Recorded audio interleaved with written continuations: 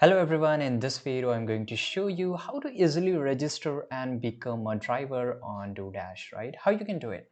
So it's very easy thing to do. First of all, you have to just go to Google, right? You have to just go to Google and here just type DoorDash driver, right? And hit the enter icon and you will get this first icon. So open it up. Once you open it up, first of all, it will ask you to sign up to become a dasher, right? Basically the driver, right? And make sure that you are into that area, that city, right? So just click on next. By the way, if this is not a valid postal card, of course they are not going to accept it. So here they will show you, once you type your postal air code here, they will just give you location. So just click on the next. Now here you have to enter your email address, so just let me add it into it.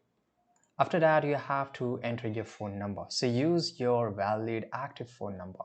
Once you have added it, but before moving to the next step, I would like to inform you that you need to be 18 plus to join the DoorDash driver, right? You can drive a car, motorcycle, scooter, bike, depending upon your location.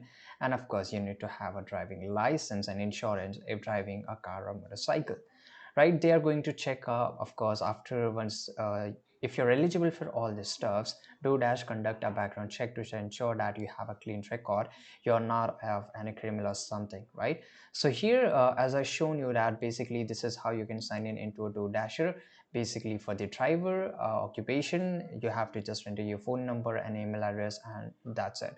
After that, they will ask you some of the information, just such as your full name, date of birth, and social security number, and you have to upload a valid photo of your driving license and of course your insurance proof as well as your photo ID and everything, right? After all this application, they will do a background check and they will authorize you, and then you will become a valid or dasher driver and you can just deliver the foods or whatever it is. I hope you found this video very useful. Subscribe.